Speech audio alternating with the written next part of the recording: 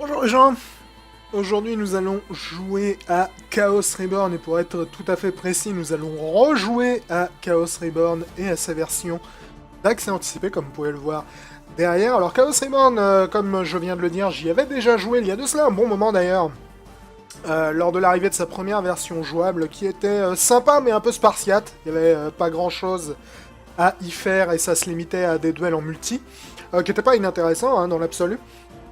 La raison pour laquelle je voulais revenir sur le jeu aujourd'hui, c'est qu'une grosse mise à jour vient d'arriver sur l'accès anticipé qui ajoute en fait une partie solo et coopérative au jeu. Et je me suis dit que c'était évidemment l'occasion idéale d'y refaire un petit tour. Parce que jusque-là, la seule chose que tu pouvais faire en solo dans Chaos Reborn, c'était ce qu'ils appellent les matchs offline, qui sont en fait des matchs en escarmouche. Mais désormais, il y a un nouveau système qui s'appelle le Realms of Chaos, n'est-ce pas? Dans lequel on va pouvoir aller se promener afin de parcourir une espèce de carte de campagne en cherchant à affronter de joyeux petits adversaires et évidemment de chercher à les terrasser afin de récupérer du matos. Alors cela a son importance parce que l'on va récupérer des pièces d'or au fur et à mesure de nos victoires qui vont nous permettre d'acheter de l'équipement pour notre personnage dans la boutique dédiée. Alors, il n'y a pas de microtransactions dans Chaos Reborn, mais tu peux acheter les choses dans une boutique avec les pièces d'or que tu récupères en jeu. Notamment, vous pouvez voir les espèces de petits badges là qui sont sur mon bâton et sur mon armure, sont des objets que j'ai pu obtenir dans la boutique. Alors, on va immédiatement aller dans les Realms of Chaos, vu que c'est un peu le sujet principal de cette nouvelle mise à jour et donc le sujet principal de cette nouvelle vidéo. Donc la manière dont ça se passe, le Realm of Chaos, c'est... tu as deux options, tu peux soit entrer dans les royaumes toi-même, ce qui est ce qu'on va faire aujourd'hui, soit te porter volontaire en tant qu'allié. Donc ça c'est la partie coopérative, puisqu'en fait dans le système de cette campagne, à chaque coup que l'on va trouver un adversaire, donc évidemment contrôlé par l'ordinateur, euh, on va avoir l'option de payer un allié, donc de payer 33 pièces d'or pour recruter un allié. Et lorsque l'on fait ça, et bien en fait, une des personnes qui s'est portée volontaire en tant qu'allié va en fait débarquer dans le combat et venir nous filer un coup de main. Alors, on va probablement pas se servir du mode coop aujourd'hui parce que malheureusement, comme il s'agit d'un jeu de niche qui est en plus en accès anticipé, c'est pas comme s'il y avait un milliard non plus de personnes à disposition. Donc là, on va choisir un royaume. Celui-là, il m'a l'air très bien. Et je vais vous montrer comment ça se passe, ce nouveau mode de jeu. Donc dans ce mode de jeu, nous sommes représentés par cette espèce de tête volante qui va se trimballer au milieu de l'univers. Et en fait, on va explorer cette carte un petit peu comme dans un Heroes of Might and Magic par exemple, malgré le fait que c'est pas en tour par tour. Et on va explorer cette carte et trouver au fur et à mesure des petites têtes flottantes rouges qui vont en fait représenter nos adversaires. Et il va falloir que l'on terrasse un certain nombre d'adversaires avant de pouvoir généralement affronter un boss. Alors les choses à prendre en compte dans ce mode de jeu, c'est que, comme vous pouvez le voir en haut, j'ai un système de score qui est actuellement négatif, mais je vais vous expliquer pourquoi.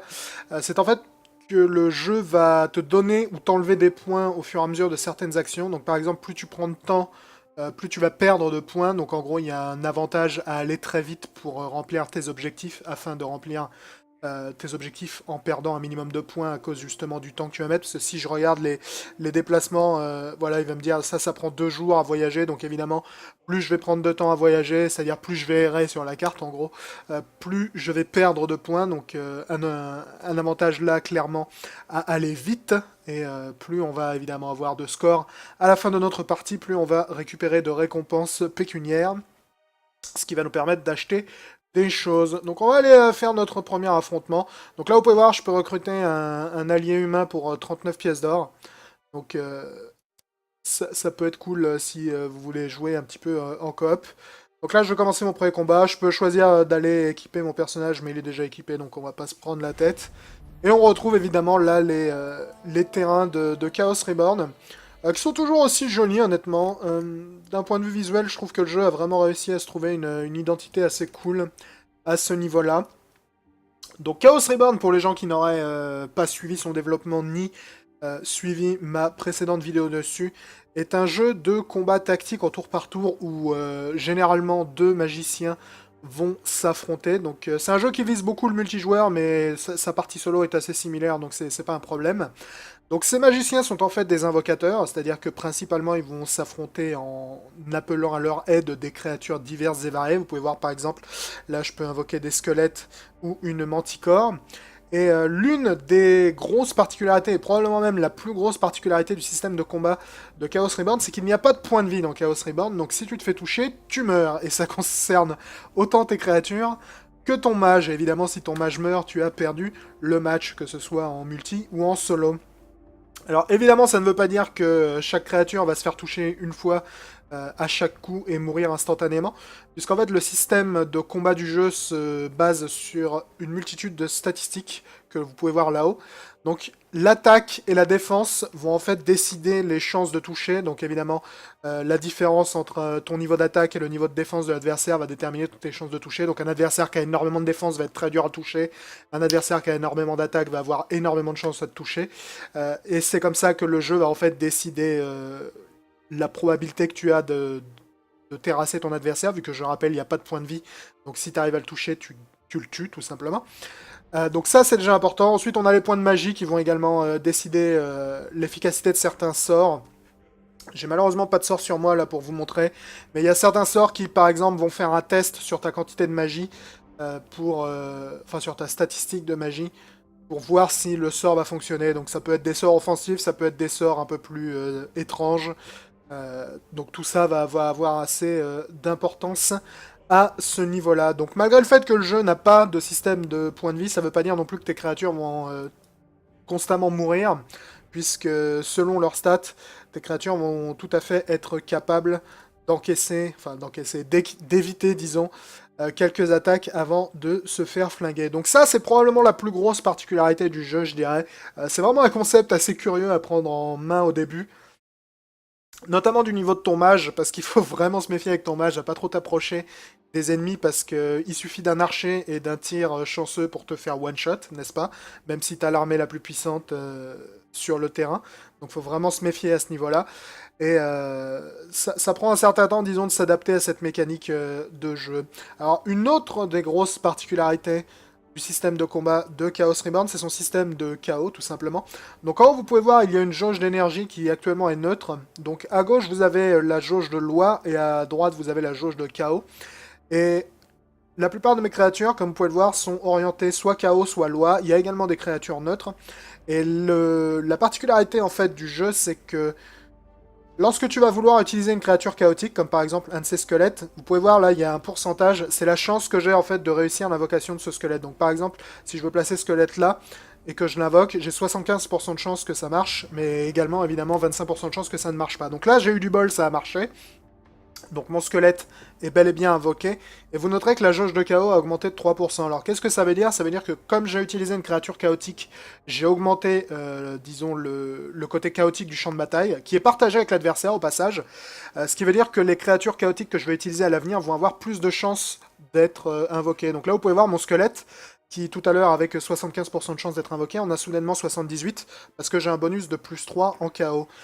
Mais évidemment, le désavantage, c'est que plus je vais monter en chaos, et moins les créatures de loi vont être valables, et vice-versa. Plus je vais utiliser de la loi, moins mes créatures de chaos vont être utiles. Donc il faut évidemment prendre ça en considération au fur et à mesure que tu invoques tes créatures au combat.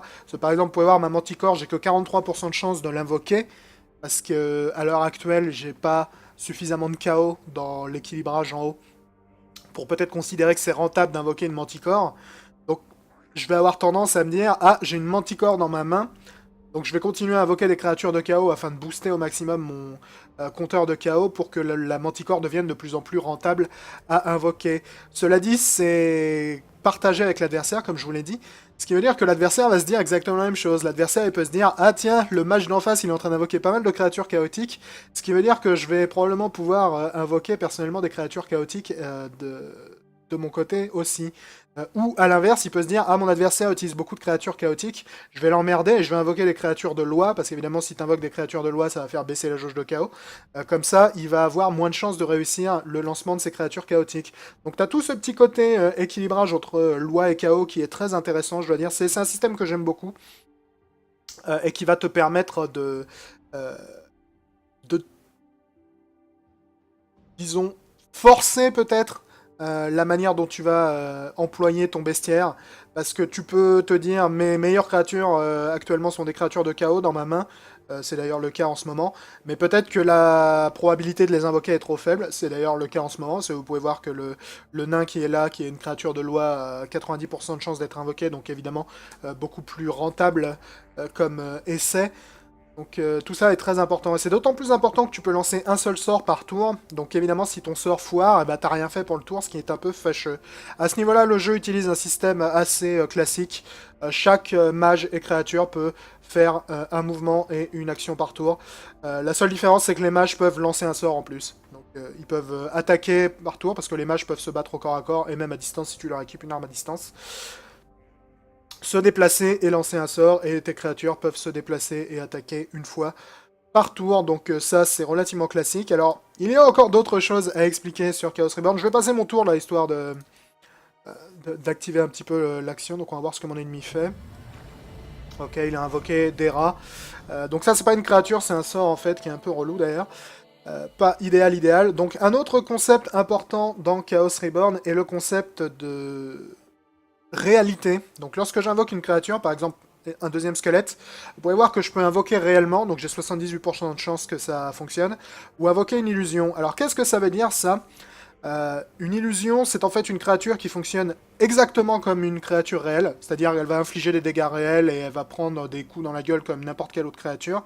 La seule différence, c'est que on a un sort qui s'appelle Disbelieve, qui est là. Voilà. Donc ce sort, c'est un sort qui te permet de dissiper gratuitement les illusions. Et le gros intérêt de Disbelieve, c'est que lorsque tu l'utilises, ça ne consomme pas ton action. Donc si tu sens qu'une des créatures de l'adversaire, parce qu'évidemment tu ne le sais pas si sa créature est une illusion ou une créature réelle, lorsque tu sens que la créature d'un adversaire est une illusion, tu peux utiliser Disbelieve, ce qui va dissiper sa créature, et tu as encore ton sort après, ce qui veut dire que non seulement tu as tué une créature gratos, mais tu peux en plus continuer à invoquer des créatures derrière. Donc c'est évidemment très important, et ça va en fait se lier au système de chaos, parce que là par exemple, ma Manticore qui a 43% de chance d'invoquer, si je veux je peux l'invoquer avec 100% de chance avec une illusion. Mais évidemment, si j'invoque une Manticore à ce niveau-là, c'est le deuxième tour, on est à 3% de chaos, l'adversaire il va se dire... Soit il a eu vraiment beaucoup de bol avec sa Manticore, soit c'est une illusion. Donc évidemment l'adversaire, il va probablement essayer d'utiliser Disbelieve dessus pour virer ta Manticore gratos, et en plus se permettre après lui-même d'invoquer une créature. Mais évidemment tu peux également essayer de piéger l'adversaire comme ça. Donc par exemple en lançant dès le premier tour une créature qui a très peu de chances de réussite, comme par exemple ma Manticore, je peux me dire certes j'ai très peu de chances de réussir avec ma Manticore, mais si j'y arrive à la lancer en réel, ma Manticore là, l'adversaire va se dire... Ça, c'est forcément une illusion, je vais lancer Disbelieve dessus. Et en fait, la petite subtilité sur Disbelieve, c'est qu'il est gratos ce sort uniquement s'il marche. Donc si tu lances Disbelieve sur une créature qui n'est pas une illusion, donc une créature réelle, Disbelieve ne va pas fonctionner et tu vas perdre ton tour avec ton mage. Donc en gros, tu peux essayer de piéger l'adversaire comme ça, soit en utilisant une illusion, en essayant de lui faire croire que c'est une créature réelle. Là, par exemple, ce serait très rentable d'utiliser mon squelette en tant qu'illusion, parce que ça veut dire que j'ai plus de chances de le lancer. Et comme j'ai déjà un squelette, il peut se dire... C'est probablement un squelette réel, son deuxième squelette, alors que je vais le lancer en tant qu'illusion.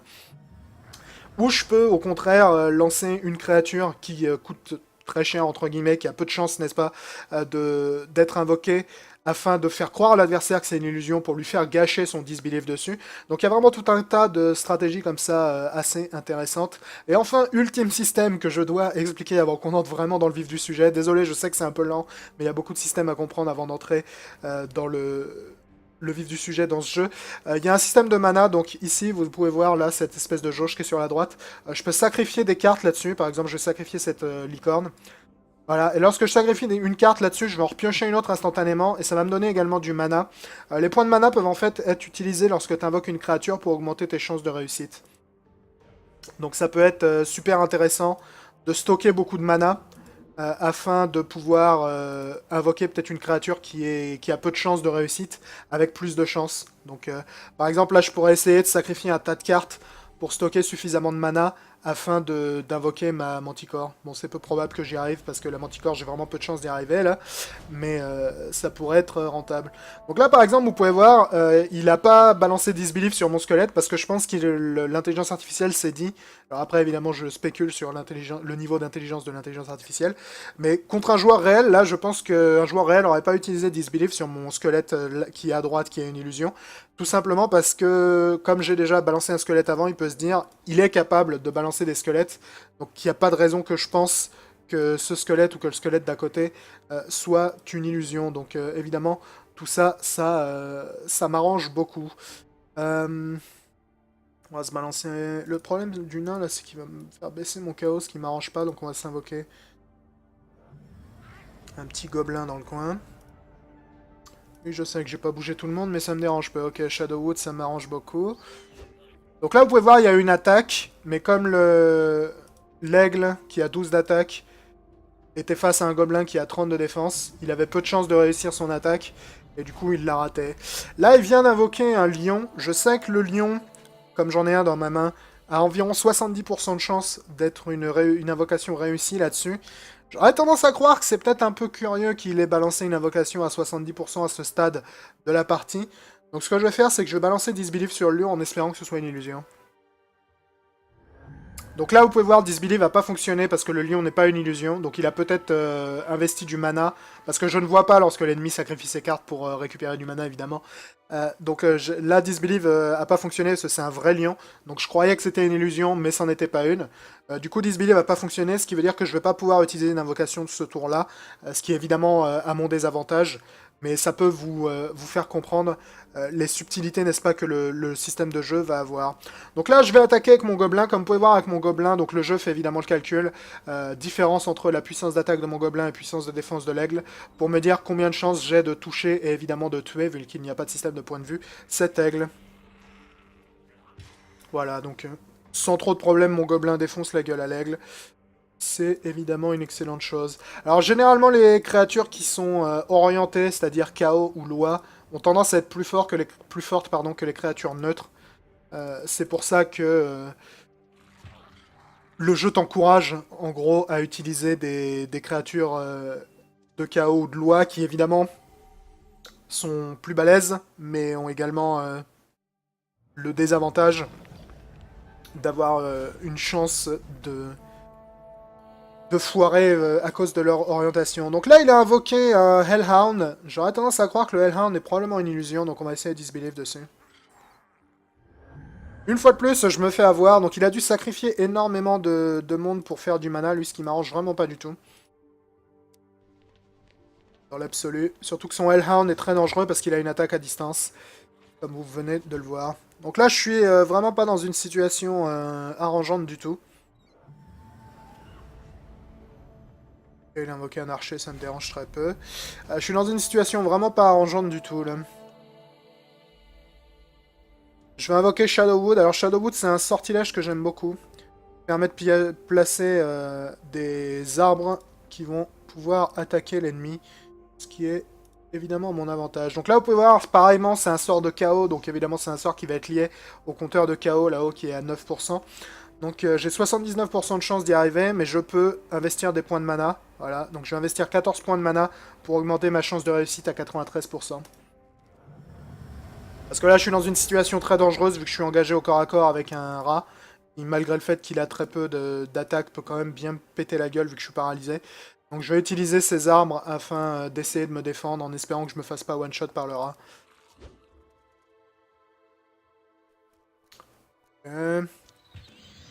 Son archer a réussi à flinguer un de mes arbres, ce qui m'arrange pas.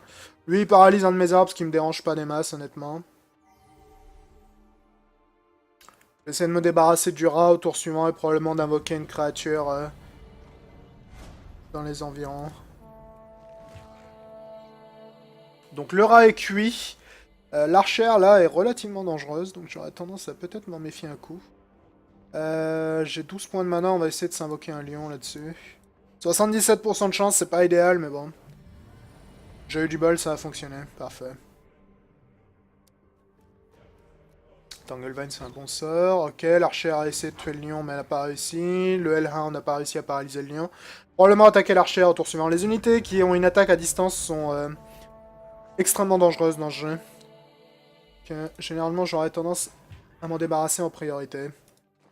Parce qu'évidemment, comme elles peuvent t'attaquer de loin sur ton mage, ça peut très très vite te mettre en grand danger. On va s'invoquer un petit gobelin là. C'est une créature assez pourrave, le gobelin, mais j'ai besoin d'occuper un peu le terrain là. Au passage, vous noterez que les squelettes que j'ai mis là-haut ne peuvent pas bouger ou attaquer parce qu'ils sont trop hauts en fait, mais je l'ai fait exprès parce que ça a tendance à attirer l'attention de... Pardon. De l'intelligence artificielle. Ok, j'ai ramassé une elfe. Elle est vraiment cool cette unité, mais comme c'est une unité de loi, j'aurais probablement pas grand intérêt à l'utiliser. Okay, il a tué un de mes squelettes, là ça me dérange très peu.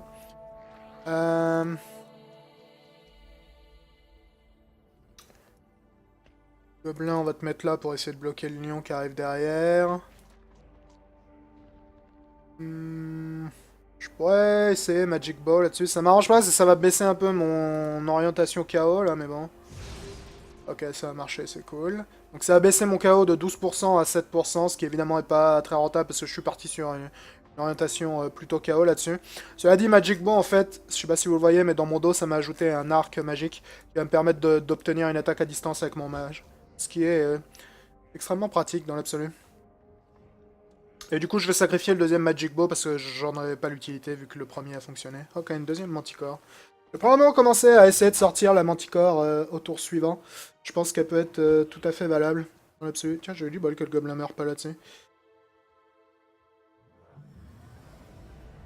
Oh, il a invoqué un vampire, c'est extrêmement dangereux. Le vampire est une créature extrêmement puissante. C'est vraiment pas idéal tout ça. On est à 14% de KO, ce qui m'arrange pas. Ouais, je dirais que le lion, je m'attendais très peu à arriver à me le faire là-dessus. Rise Dead, on va te sacrifier un coup. Ok, un vampire. Je pouvais arriver à t'invoquer, toi. 68%, c'est pas idéal. Évidemment, je pourrais le balancer en tant qu'illusion, mais... Ok, j'ai eu du bol, cool. D'ailleurs, au prochain tour, ce sera peut-être pas idiot de ma part d'essayer de balancer Disbelief sur son vampire, des fois que ce soit une illusion. Ok, le squelette, il a réussi à se le faire. Le squelette, c'est une unité que j'aime beaucoup, parce que malgré le fait qu'elle a très peu de défense, elle a beaucoup d'attaque, ce qui la rend assez efficace pendant pas mal de temps. C'est moi qui viens de recevoir un mail, donc pas la peine de jeter un coup d'œil à vos boîtes. Ok, donc mon gobelin s'est fait flinguer, c'est pas vraiment une grosse surprise. Pas vraiment une unité redoutable, le gobelin. Donc le vampire, la raison pour laquelle il est très dangereux, c'est que déjà... Oh putain, un deuxième vampire. C'est que déjà, il a d'excellentes stats, mais en plus, plus il tue d'ennemis, plus il devient fort. Ce qui, évidemment, m'arrange pas du tout.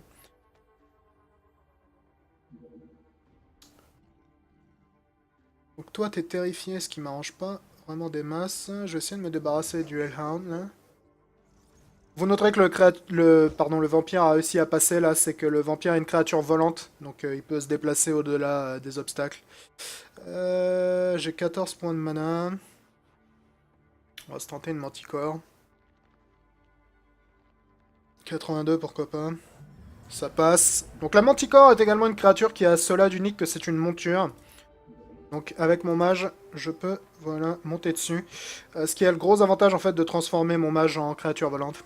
Et ça me permet également de bénéficier à l'attaque au corps à corps des stats de la manticore. Qui sont évidemment bien meilleures que celles de mon mage. Il y a pas mal de montures dans le jeu, la licorne notamment, l'éléphant également. Chacune ayant généralement ses avantages et ses désavantages. L'éléphant est vraiment très cool parce qu'il augmente énormément ta défense. Ok, il a invoqué un hydre là. Un hydre. Donc là, par exemple, l'hydre, je pourrais me dire, ouais, c'est un peu bizarre qu'il ait réussi à invoquer une créature aussi puissante, mais quelque part, on est à plus 43% de KO. Donc je sais pas si c'est aussi improbable que cela. S'il l'avait invoqué plus tôt, j'aurais probablement utilisé Disbelief dessus en me disant, ouais, ça c'est probablement pas une vraie créature. Mais là, c'est difficile à dire, vu le stade où l'on se trouve dans la partie. Je vais utiliser Disbelief sur son premier vampire, parce que je suis pas certain que ce soit une créature réelle. C'était une créature réelle. Dis donc, il a vraiment dû sacrifier un max de cartes, ce pourri. Ce qui est pas vraiment mon avantage. Ok, ça c'est cool, pour deux raisons. C'est cool parce que ça tue une créature, évidemment. Et c'est cool parce qu'en fait, le vampire va devenir de plus en plus puissant au fur et à mesure qu'il tue des créatures. Donc, évidemment, buter des créatures avec le vampire est extrêmement rentable. Ok, on se débarrasse pardon, du lion aussi, ce qui est une excellente chose. Cela dit, il a 2 vampires sur le terrain. Et les vampires sont extrêmement dangereux, comme je l'ai dit. Ok, il a pas réussi à tuer mon lion, ça m'arrange. Il va probablement tuer le squelette. Le squelette a très peu de défense, donc... Ah non, bah écoute, je suis médisant. Donc l'hydre là dont il dispose là-haut, c'est une créature extrêmement puissante qui a le gros désavantage d'être extrêmement lente. Donc je suis pas nécessairement méga inquiet pour l'instant. On va lancer une deuxième manticore. Sacrifier un peu de mana. Cool. On va essayer de buter son vampire, évidemment. Ok, j'ai eu beaucoup de bol là-dessus. C'est vraiment très très chic. Vous voyez le vampire là-haut. Vous voyez le loup par là aussi. Faire gaffe parce que l'hydre se rapproche. Et l'hydre, malgré le fait qu'elle est très lente, elle a un gros avantage par contre. C'est qu'elle a une attaque de zone. Donc lorsqu'elle attaque devant, elle attaque également sur les côtés. Donc ça la rend extrêmement dangereuse. Ok, donc il a tué mon squelette qui était illusoire là. J'aurais cependant tendance à trouver que le vampire est probablement plus dangereux que l'hydre dans l'absolu. Je pense du moins. Je vais me déplacer par là. L'hydre est encore assez loin, donc je m'en inquiète pas des masses pour l'instant. On va probablement attaquer mon vampire au tour suivant, ce qui est évidemment pas idéal. Oh bah dis donc, c'est pas de bol de pas avoir réussi à tuer le rat là-dessus. Je pourrais essayer un Hellhound. Qui est bien rentable à ce niveau-là. Je vais quand même tester un Disbelief sur l'hydre. Franchement, je pense qu'elle est réelle.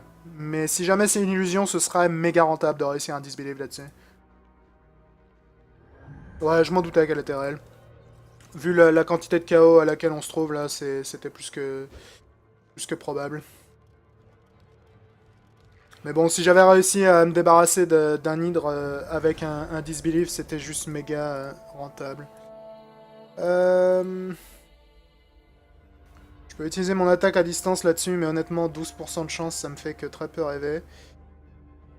Je dois dire. On va se balancer un petit Hellhound. Ah, tant qu'à faire, autant se garantir l'invocation. Pas prendre de risques, c'est pas comme si j'avais besoin de mon mana pour autre chose à l'heure actuelle. J'essaie de m'éloigner là parce que je veux absolument éviter que le vampire qui est en bas arrive à m'engager au corps à corps, ça me chafouinerait beaucoup. Ce serait très fâcheux.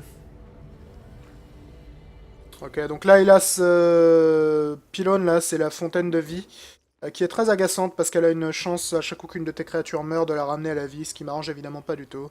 Ah, peut-être que j'essaie un Disbelieve là-dessus. Parce qu'il est peu probable, pardon, qu'il ait réussi à lancer ça dans la situation où on se trouve. Là. Parce qu'on a beaucoup de chaos, comme vous l'avez vu, donc je doute beaucoup qu'il ait nécessairement réussi à invoquer un truc de loi aussi significatif. Cela dit, je pense qu'invoquer un deuxième Hellhound est probablement plus rentable. On va essayer de se buter le vampire. Le vampire, vraiment, ils me font très très peur, donc... On va se déplacer là-haut. Voilà, c'est vraiment un gros avantage, les créatures volantes. C'est d'ailleurs une des raisons pour lesquelles le vampire me fait très très peur. Se déplacer là-haut pour être à la merci d'un minimum d'attaque. Ça, je suis très peu fan. Très peu fan, parce que là, j'ai un risque vraiment assez élevé de me faire toucher là-dessus. L'hydre, vraiment, il est très dangereux, mais il est également très très lent, donc c'est pas nécessairement le mec le plus compliqué à semer à ce niveau-là, je dirais. Est-ce que toi, tu pourrais me débarrasser du rat afin que me... Merci. Afin que toi, tu puisses éventuellement... Ouais.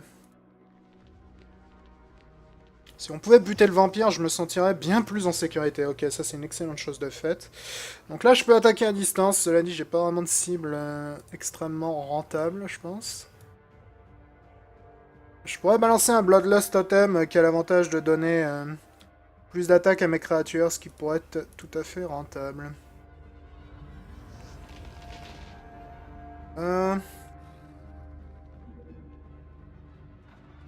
Ça, c'est relativement bon à prendre. Toi, t'es paralysé, malheureusement. Je pourrais attaquer la toile pour essayer de le déparalyser. Ah, fâcheux. Ouais,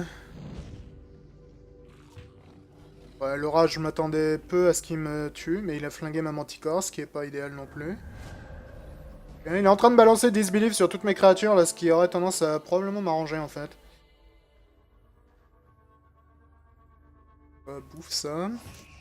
Merci bien. Au de 16% de chance, ça se tente. Ouais, je m'attendais pas vraiment à ce que ça marche, hein, je t'avouerai.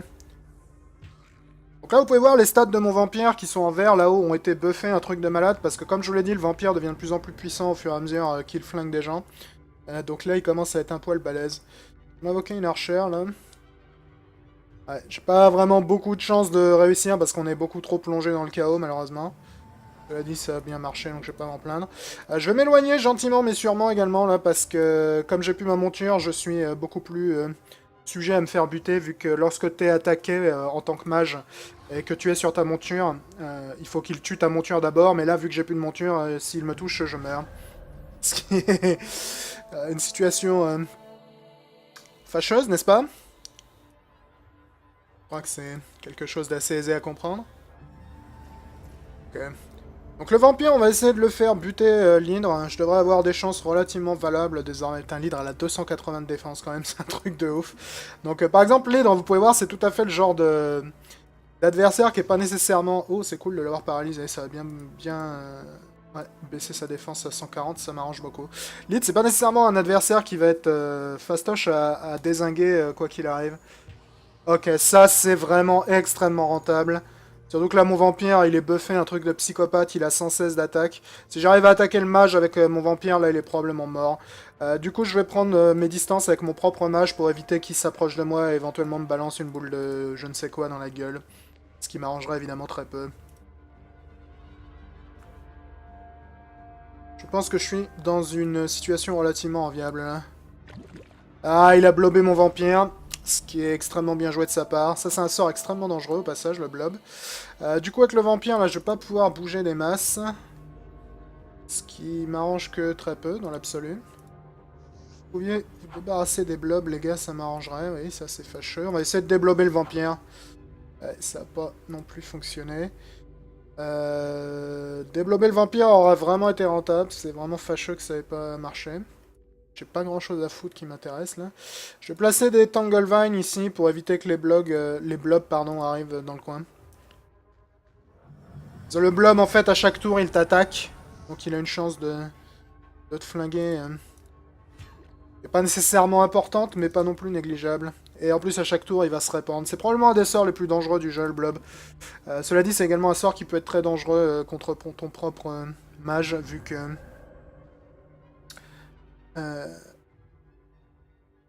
vu que tu peux t'endommager tout seul avec. Donc là, on est arrivé à un match nul, en fait, puisque le jeu se limite à un nombre de tours. Donc là, vous pouvez voir, le match dure 20 tours. Donc on est malheureusement arrivé à un match nul, ce qui est pas idéal d'un point de vue score. Cela dit, ça m'a permis quand même de récupérer de l'XP pour mon personnage. Mais c'est vrai que c'est pas arrangeant. Le combat était intéressant, cela dit, là. Je pense que ça a bien illustré un peu les subtilités du système de jeu. Le combat était intéressant. Oh, raté une invocation à 90% de chance, là c'est très très fâcheux. Donc là vous pouvez voir que même un sort à 90 parfois ça ne suffit pas. Et il commence toujours avec ça, lui, il est bien relou. Si tu veux jouer avec les rats, mec, on va jouer à deux. Voilà. Sort d'invocation des rats. Alors évidemment c'est les grosses daubes hein, les rats, mais bon ils ont l'avantage d'être 3, donc pas négligeable. J'ai une manticore, à ce stade ça m'arrange peu. Là j'ai un sort que j'aime beaucoup qui est Chaos Shift, qui est vachement utile. C'est un sort qui fait pencher la balance vers le chaos de manière assez importante. Ça te permet généralement de... Ouh. Ça te permet généralement de prendre un peu d'avance sur la qualité des créatures que tu peux invoquer. Ce qui est généralement assez rentable. Ok, on n'a pas tué un rat et tué un autre rat. Je vais sacrifier... Dragon de Saphir, t'es une excellente créature. Le problème, c'est que t'as tellement peu de chances d'être invoqué que c'est un peu inutile. J'aurais tendance à penser que ça sert pas à grand chose. Cela dit, de sacrifier est peut-être pas idéal. Je sacrifie un des nains. Ok, Magic Bow, c'est pas mal. Et on va essayer de s'invoquer un squelette. Ok, un bon squelette, ça fait plaisir. Je vais m'éloigner un peu aussi, là, parce qu'il vient de jeter un projectile magique sur un de mes rats, et je préfère éviter que la même chose m'arrive. Possible. Ok, il a tué un deuxième rat. Il a foiré une invocation d'aigle. C'est pas de bol pour lui. Quelque part, ça me dérange que très peu. Donc le squelette devrait pas avoir trop de mal à se buter les rats. Le problème, c'est que le squelette, techniquement, a pas plus de défense que les rats. Donc, le squelette, c'est une créature qui est vraiment cool de par sa quantité d'attaque très importante, mais qui a également... disons, pardon, sujet à se faire défoncer la gueule assez aisément. 79.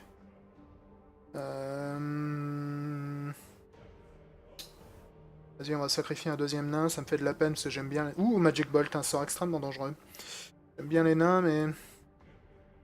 Je crois qu'il est plus rentable d'utiliser ça à l'heure actuelle. Vérifier, voilà, 86%, dis-moi que ça passe, ça passe. C'est un de mes sorts favoris, Shadowwood. Lorsque une créature non volante est engagée au corps à corps avec, les arbres peuvent attaquer en fait. Alors ils ont pas une stat d'attaque révolutionnaire, mais ils ont pas mal de défense, ce qui les rend assez casse-bonbons à dégager en fait. Et ils bloquent également le chemin, ce qui veut dire par exemple là que je suis assez difficile à atteindre. Un lion, ok. Je pourrais balancer un Disbelief sur son lion, parce que je suis pas nécessairement certain qu'il soit réel. Cela dit, j'ai deux créatures sur le T1, plus mon Shadowwood, et il en a qu'une. Donc j'aurais probablement plutôt intérêt à utiliser Chaos Shift.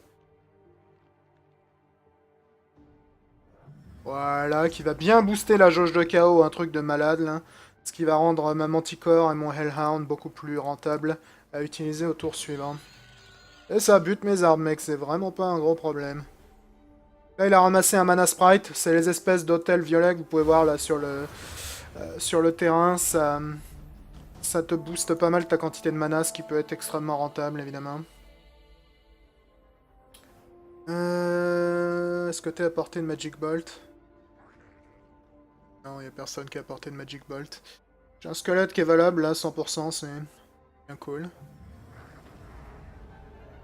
Ouais. Cela dit, là, avec mes arbres, j'ai un peu posé plus d'obstacles que j'aurais peut-être dû. Je vais me diriger par là pour éviter d'être à portée de son lion. Le lion risque de tuer le squelette, hein. Ah, il attaque l'arbre, ce qui m'arrange. Est-ce qu'il a invoqué, là? Un Hellhound. On va attaquer avec l'arbre. Voilà, ça c'est extrêmement rentable. Je vais sacrifier des cartes, là, dans l'espoir de piocher un totem. Voilà, c'est exactement ce que je voulais. Parce que là, le totem va booster l'attaque de mes créatures. Ce qui m'arrange beaucoup parce que je vais faire une attaque avec mon squelette sur le match. Ok, ça n'a pas réussi. Mais quelque part, je pense que c'était la bonne stratégie à suivre. Parce que, évidemment, là, si je le touchais, il était mort. Ce qui est évidemment idéal. C'est risqué ce que je viens de faire, là. J'espère que je vais pas le regretter. Ok, je l'ai pas regretté pour l'instant. Ce que t'as fait, toi, t'as invoqué un aigle, ça me dérange pas des masses. Ouais, si vous pouviez me débarrasser, voilà, du Hellhound qui est au corps à corps avec moi, ça m'arrangerait beaucoup. On va d'ailleurs essayer de bloquer l'accès à notre visage avec tout un tas de créatures. L'aigle, là, peut probablement voler au-dessus de l'arbre pour venir m'emmerder au corps à corps. Donc ce que je vais faire, c'est que je vais m'invoquer une joyeuse petite manticore ici, afin d'empêcher justement que l'aigle puisse venir me chercher les noises. Et évidemment, je vais essayer une seconde attaque sur le mage. Et voilà, l'attaque est passée.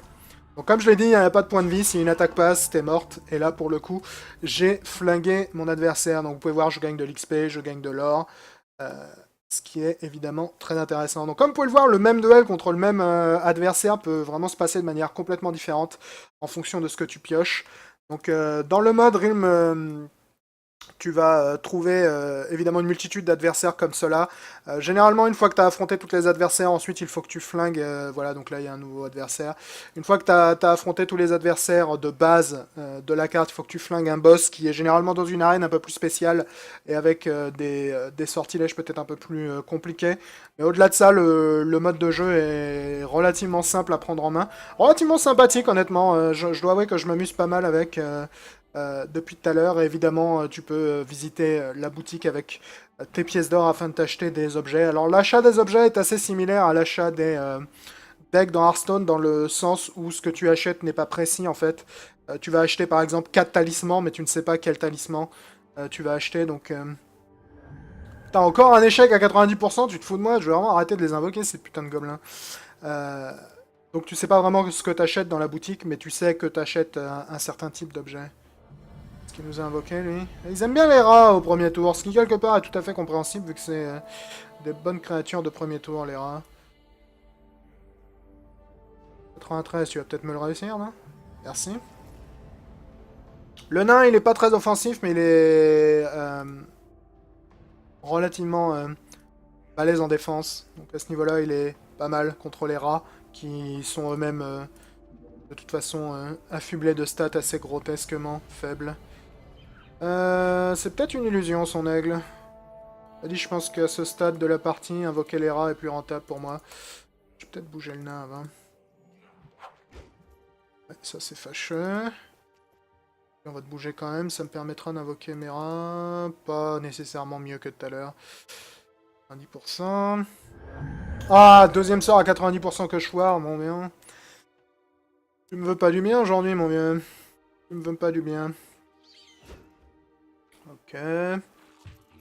Ah fuck, ils ont eu mon rat. Là, pour le coup, le combat commence vraiment pas à mon avantage.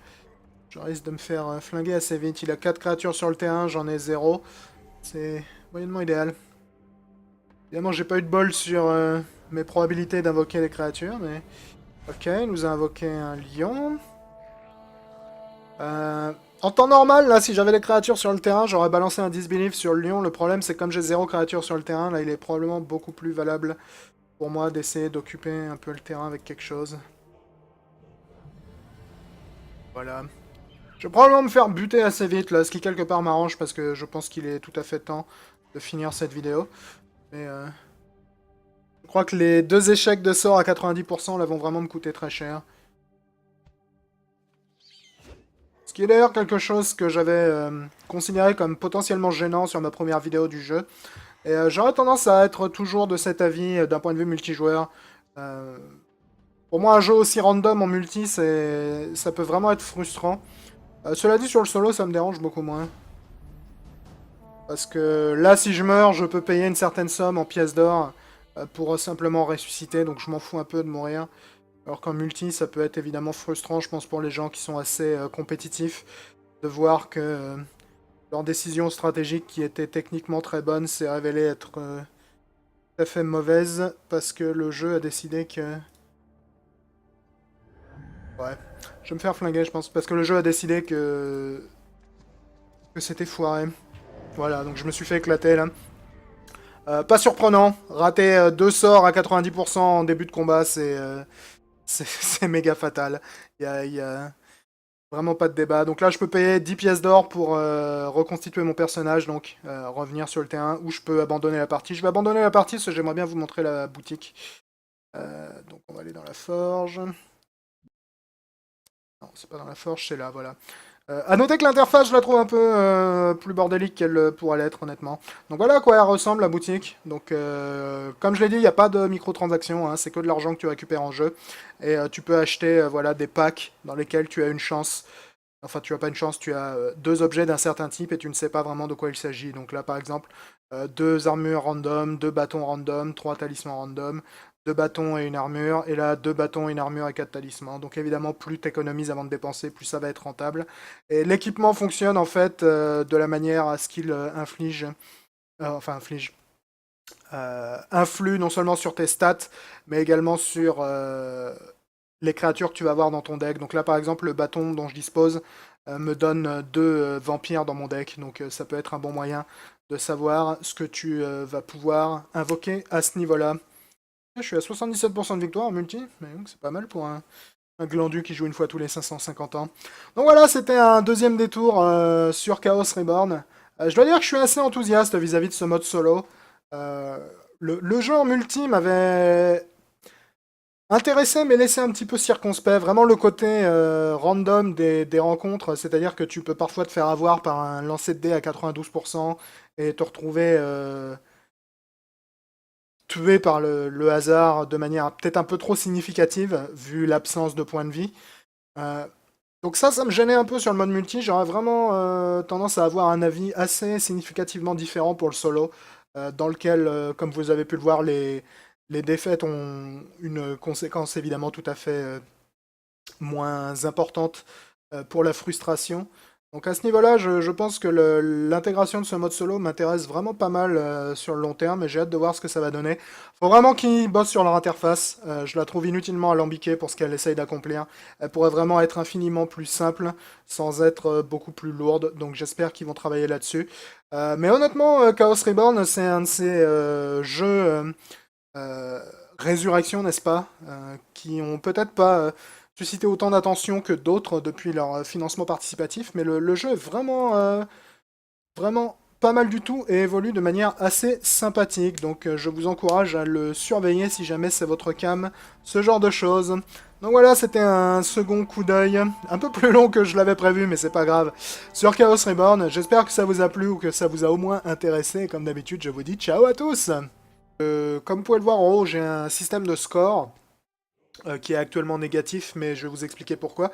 C'est en fait que le jeu va te donner ou t'enlever des points au fur et à mesure de certaines actions. Donc par exemple, plus tu prends de temps, plus tu vas perdre de points. Donc en gros, il y a un avantage à aller très vite pour remplir tes objectifs afin de remplir tes objectifs en perdant un minimum de points à cause justement du temps que tu vas mettre. Parce que si je regarde les déplacements, voilà, il va me dire ça prend 2 jours à voyager. Donc évidemment, plus je vais prendre de temps à voyager, c'est-à-dire plus je vais errer sur la carte en gros, plus je vais perdre de points. Donc un avantage là clairement à aller vite. Et plus on va évidemment avoir de score à la fin de notre partie, plus on va récupérer de récompenses pécuniaires, ce qui va nous permettre d'acheter des choses. Donc on va aller faire notre premier affrontement. Donc là vous pouvez voir, je peux recruter un allié humain pour 39 pièces d'or. Donc ça peut être cool si vous voulez jouer un petit peu en coop. Donc là je vais commencer mon premier combat. Je peux choisir d'aller équiper mon personnage, mais il est déjà équipé, donc on va pas se prendre la tête. Et on retrouve évidemment là les terrains de Chaos Reborn, qui sont toujours aussi... Bonjour les gens. Aujourd'hui, nous allons jouer à Chaos Reborn, et pour être tout à fait précis, nous allons rejouer à Chaos Reborn et à sa version d'accès anticipé, comme vous pouvez le voir derrière. Alors Chaos Reborn, comme je viens de le dire, j'y avais déjà joué il y a de cela un bon moment d'ailleurs, lors de l'arrivée de sa première version jouable, qui était sympa mais un peu spartiate. Il n'y avait pas grand chose à y faire et ça se limitait à des duels en multi, qui n'étaient pas inintéressants hein, dans l'absolu. La raison pour laquelle je voulais revenir sur le jeu aujourd'hui, c'est qu'une grosse mise à jour vient d'arriver sur l'accès anticipé qui ajoute en fait une partie solo et coopérative au jeu. Et je me suis dit que c'était évidemment l'occasion idéale d'y refaire un petit tour. Parce que jusque-là, la seule chose que tu pouvais faire en solo dans Chaos Reborn, c'était ce qu'ils appellent les matchs offline, qui sont en fait des matchs en escarmouche. Mais désormais, il y a un nouveau système qui s'appelle le Realms of Chaos, n'est-ce pas? Dans lequel on va pouvoir aller se promener afin de parcourir une espèce de carte de campagne en cherchant à affronter de joli honnêtement. D'un point de vue visuel, je trouve que le jeu a vraiment réussi à se trouver une identité assez cool à ce niveau-là. Donc Chaos Reborn, pour les gens qui n'auraient pas suivi son développement ni suivi ma précédente vidéo dessus, est un jeu de combat tactique en tour par tour où généralement deux magiciens vont s'affronter. Donc c'est un jeu qui vise beaucoup le multijoueur, mais sa partie solo est assez similaire, donc c'est pas un problème. Donc ces magiciens sont en fait des invocateurs, c'est-à-dire que principalement ils vont s'affronter en appelant à leur aide des créatures diverses et variées. Vous pouvez voir par exemple, là je peux invoquer des squelettes ou une manticore. Et l'une des grosses particularités, et probablement même la plus grosse particularité du système de combat de Chaos Reborn, c'est qu'il n'y a pas de point de vie dans Chaos Reborn, donc si tu te fais toucher, tu meurs. Et ça concerne autant tes créatures que ton mage. Et évidemment, si ton mage meurt, tu as perdu le match, que ce soit en multi ou en solo. Alors évidemment, ça ne veut pas dire que chaque créature va se faire toucher une fois à chaque coup et mourir instantanément, puisqu'en fait le système de combat du jeu se base sur une multitude de statistiques que vous pouvez voir là-haut. Donc l'attaque et la... Donc de payer 33 pièces d'or pour recruter un allié.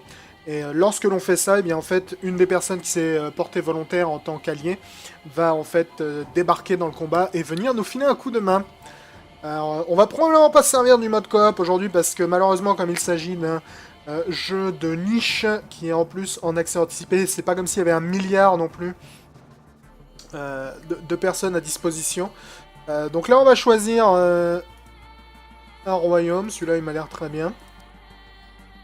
Et je vais vous montrer comment ça se passe, ce nouveau mode de jeu. Donc dans ce mode de jeu, nous sommes représentés par cette espèce de tête volante qui va se trimballer au milieu de l'univers. Et en fait, on va explorer cette carte un petit peu comme dans Heroes of Might and Magic, par exemple, malgré le fait que c'est pas en tour par tour. Et on va explorer cette carte et trouver au fur et à mesure des petites têtes flottantes rouges qui vont en fait représenter nos adversaires. Et il va falloir que l'on terrasse un certain nombre d'adversaires avant de pouvoir généralement affronter un boss. Alors les choses à prendre en compte dans ce mode de jeu, c'est que joyeux petits adversaires et évidemment de chercher à les terrasser afin de récupérer du matos. Alors cela a son importance parce que l'on va récupérer des pièces d'or au fur et à mesure de nos victoires qui vont nous permettre d'acheter de l'équipement pour notre personnage dans la boutique dédiée. Alors, il n'y a pas de microtransactions hein, dans Chaos Reborn, mais tu peux acheter les choses dans une boutique avec les pièces d'or que tu récupères en jeu. Notamment, vous pouvez voir les espèces de petits badges là qui sont sur mon bâton et sur mon armure, sont des objets que j'ai pu obtenir dans la boutique. Alors, on va immédiatement aller dans les Realms of Chaos, hein, vu que c'est un peu le sujet principal de cette nouvelle mise à jour, et donc le sujet principal de cette nouvelle vidéo. Donc la manière dont ça se passe, le Realm of Chaos, c'est... tu as deux options, tu peux soit entrer dans les royaumes toi-même, ce qui est ce qu'on va faire aujourd'hui, soit te porter volontaire en tant qu'allié. Donc ça c'est la partie coopérative, puisqu'en fait dans le système de cette campagne, à chaque coup que l'on va trouver un adversaire, donc évidemment contrôlé par l'ordinateur, on va avoir l'option de payer un allié.